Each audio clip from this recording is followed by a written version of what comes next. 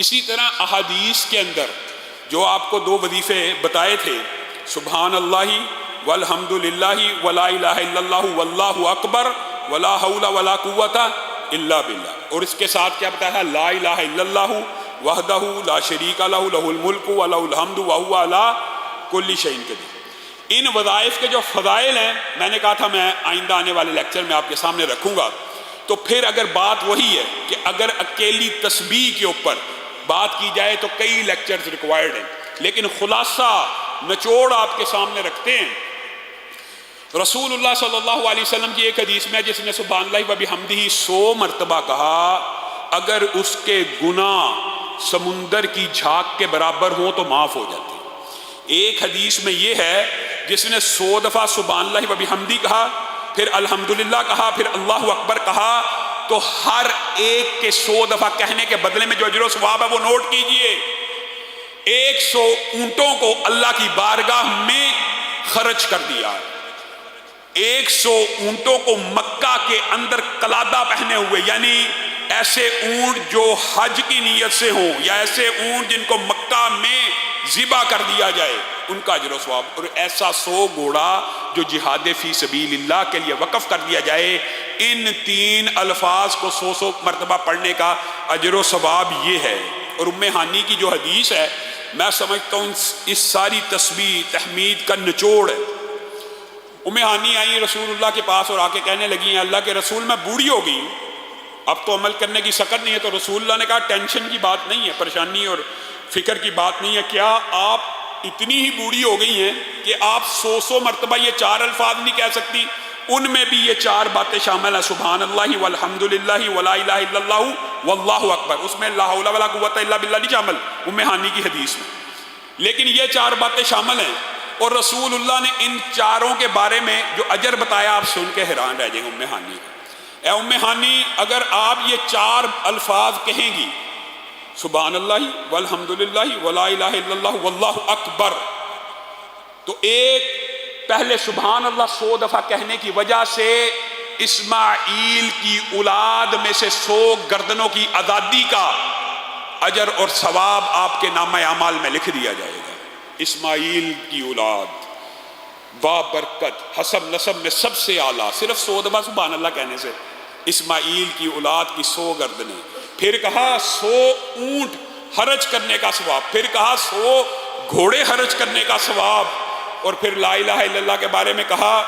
راوی کہتا میرا خیال ہے، یہاں پہ ان کو وہم ہوا اور کہنے لگے رسول اللہ صلی اللہ علیہ وسلم نے یہ فرمایا تھا کہ لا الہ الا اللہ تو زمین و آسمان کے درمیان جتنی بھی خلا ہے سب کو اجر و ثواب سے بھر دے گا۔ اب آپ بتائیے، اور یہی وہ وظیفہ ہے جو اسراء کی رات آپ نے مشہور حدیث سنی ہوئی ہے نا، کہ جبریل امین رسول اللہ صلی اللہ علیہ وسلم کے ساتھ تھے اور حضرت ابراہیم سے ملاقات ہوئی، اور حضرت ابراہیم نے رسول اللہ کو کہا حقیقت میں جنت ایک چٹیل میدان ہے، اللہ کے رسول اپنی امت کو میرا یہ پیغام پہنچا دیجیے۔ کتنے عظیم محسن نبی اور پیغمبر ہیں کہ وہاں بیٹھے بھی امت کی فکر ہو رہی ہے، اور اپنے بیٹے محمد صلی اللہ علیہ وسلم کو کہہ رہے ہیں اپنی امت کو میرا پیغام پہنچا دیجیے، اور رسول اللہ نے ان کا پیغام ہم تک پہنچا دیا۔ وہ پیغام کیا تھا؟ امت کو بتانا کہ جنت اصل میں چٹیل میدان ہے، یہ جو آپ کو درخت سبزہ لہلہاتے کھجور کے باغات نظر آ رہے ہیں، یہ بندوں کے اعمال کی وجہ سے پیدا ہوتے ہیں، بندوں کے اعمال کی وجہ سے پیدا ہوتے ہیں۔ رسول اللہ نے پوچھ لیا وہ کس چیز سے پیدا ہوتے ہیں؟ 2 روایتیں، دونوں کو اکٹھا کیا جائے تو اللہ کے فضل و کرم سے یہ 5 باتیں جو آپ کے سامنے رکھی تھی اس میں شامل ہیں۔ ایک روایت میں اکیلا آتا ہے کہ رسول اللہ کو ابراہیم نے کہا لا حول ولا قوت الا باللہ، جنت کا باغ ہے، جنت کا درخت ہے۔ اے اللہ کے رسول، ابراہیم اپنے بیٹے کو کہہ رہے ہیں اپنی امت کو بتاؤ کہ اگر جنت کے اندر درخت اگانا چاہتا ہے تو لا حول ولا قوت الا باللہ پڑھ لیا کرے۔ اور دوسری روایت کے کیا الفاظ ہیں؟ سبحان اللہ والحمد للہ ولا الہ الا اللہ واللہ اکبر۔ اے محمد صلی اللہ علیہ وسلم، امت کو یہ پیغام دینا ان الفاظ کے ذریعے جنت میں درخت اور باغات تیار ہوتے ہیں۔ آپ نے اپنی زندگی کے اندر جو آپ کو بات کہی ہے نا 100 مرتبہ، اس کو بڑھاتے چلے جائیں، جتنا بڑھائیں گے سبحان اللہ والحمد للہ ولا الہ الا اللہ واللہ اکبر ولا حول ولا قوت الا باللہ، کنفرم گارنٹی۔ 100 درخت تو لگ گئے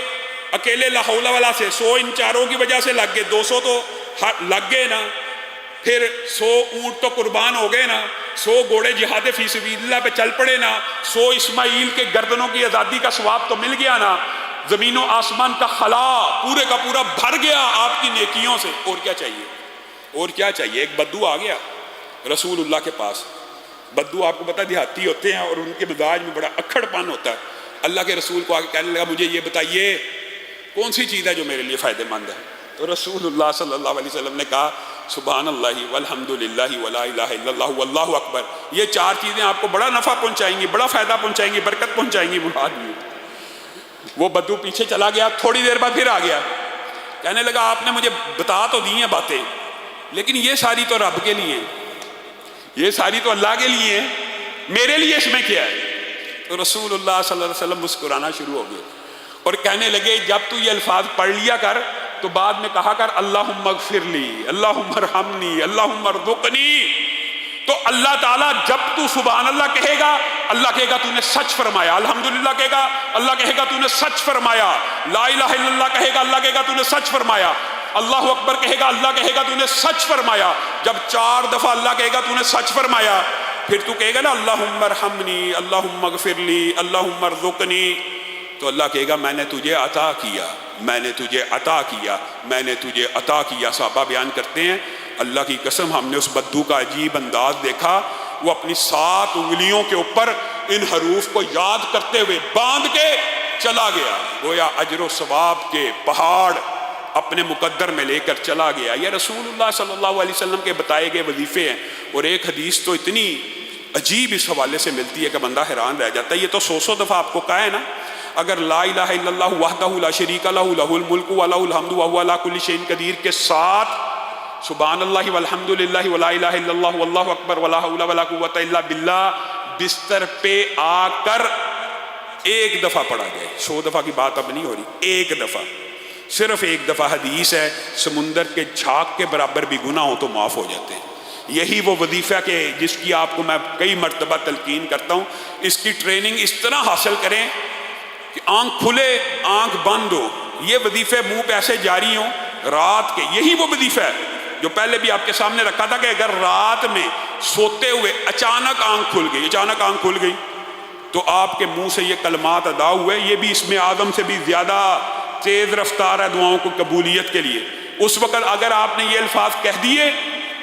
لا الہ الا اللہ وحدہ لا شریک لہ لہ الملک و لہ الحمد وہو علی کل شیء قدیر، سبحان اللہ والحمد للہ ولا الہ الا اللہ واللہ اکبر ولا حول ولا قوت الا باللہ، آنکھ کھلی یہ الفاظ کہہ دیے، اب آپ جو دعا اللہ رب العزت سے اچانک اٹھے ہیں کریں گے، ان کلمات کو ادا کرنے کے بعد اللہ پر واجب ہے وہ آپ کی دعا کو ضرور سنے گا۔